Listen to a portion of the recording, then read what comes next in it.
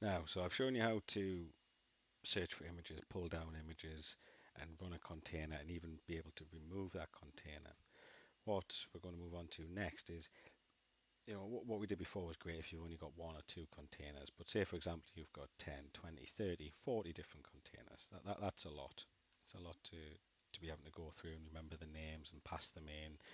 Even if you pass them in as a comma separated list, you can do that, but it takes time to set that up. So this little short demo, I'm going to show you. I'm just going to start up three containers. Hopefully, it won't take very long to spin those up. We'll have a quick look at make sure that they are up. Sorry, have been created. They won't be actually running. So if we have a look at that, we can see here that we have three containers. Brilliant. Now, what you can do, as I mentioned before, you could pass in comma separated. So I've got 87. You may not be able to see this too well because I can't zoom and type at the same time. But essentially, what I've done here is I've taken the first two characters from each of the containers, and I'm just going to pass them in to comma separated list, and that will ultimately remove them. Now, what you can do as an alternative, because again, if you've got 20, 30, 40 different containers in there, that's going to be time consuming, not something you want to sit and do. So what you can do as an alternative is you can run the docker remove command, piping in the output of the docker process command itself. So all we're doing here is saying, I want to remove all these containers that are actually output in this list of the docker process, passing in the quiet flag, and depending if the container is running or not, you may have to pass in the force flag to basically blitz it completely and get rid of it. So that in itself is relatively a neat one. I'll be using that throughout the process of these demos. So we'll not set up a demo specifically for it. Now,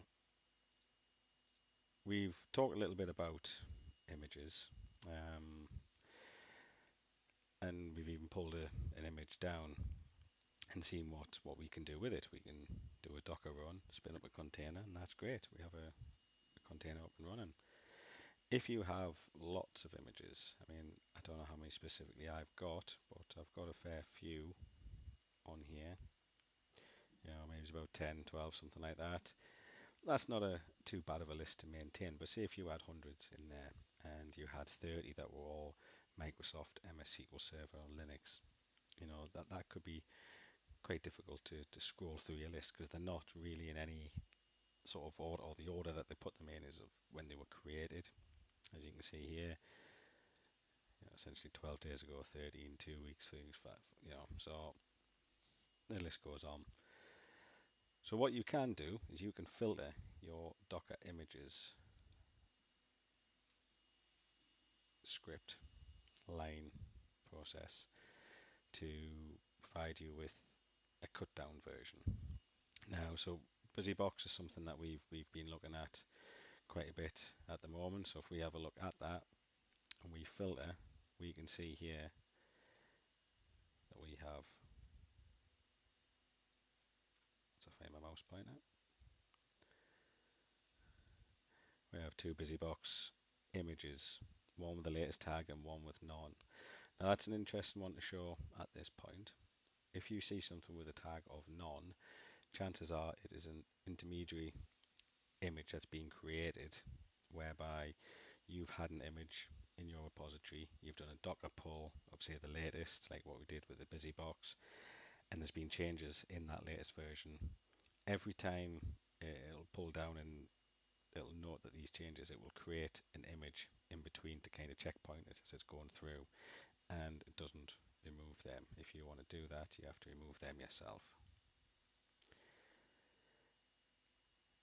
Now, we have, let's clear that down a bit. few Microsoft ones. Now, the reason I wanted to show you this in particular is the searching of through the images for Microsoft specifically is a bit, I'm saying just Microsoft, but anything that has a special character in the string, for example, this little forward slash here. If you don't put that in, it won't find anything. So if I do Docker images and I want to filter for Microsoft forward slash, yeah, that finds all the Microsoft ones I've got there. And that's great. If I then go and I just want to do Microsoft star,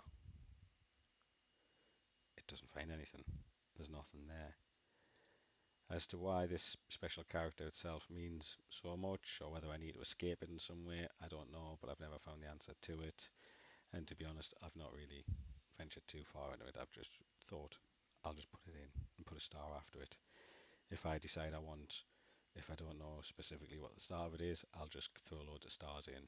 So as you can see in this example here, I've got mic star slash star colon lat star for latest. Lots of stars, and that should hopefully give us the latest of any Microsoft based image that we have here. There we go. So just something to be bearing in mind if you are looking at your images and trying to search for anything in your long list. Now, I mentioned just briefly before when we were looking at the busy box images that we had a one with a tag of none. Now, what that essentially means is, I said before, it's like an intermediate image, or sometimes classed as untagged. And these are things that you normally have to clean up yourself if you want to get rid of them, just keep things nice and clean. And these are seen as sort of like dangling, as they call it. So if you want to filter for all your images that are dangling, you just need to pass in, oh, didn't do that very well, sorry, pass in the filter dangling equals true, and that will show us all the images that we have that are dangling, and essentially we can get rid of. As you can see here, we now only have the one returned, which is great. So how can we actually get rid of images? We've done what we need to do. We've pulled down an image, we've spun up containers, done our continuous integration, and we decide we don't want that image anymore, or we've pulled down a newer version, different tagged version. Well, this is very similar to removing a container in the fact that we're going to do Docker, and this time RMI, which is a Docker remove image. And again, you can pass in image IDs, names individually, comma separated, or you can do like what we did before and pipe in the output of, say, Docker images where image name star, and that will get rid. Now obviously be careful if you are getting rid of images to get rid of the right ones, because if you don't, you're going to have to pull it down. And again, sometimes pulling down a couple of gig can take a while if you've accidentally removed the wrong one. So for the purposes of this, I'm going to remove that dangling image. And as you can see here, what it's done is it's untagged it and deleted it. Nice and simple. And suppose we can check that again to have a quick look, make sure it is gone.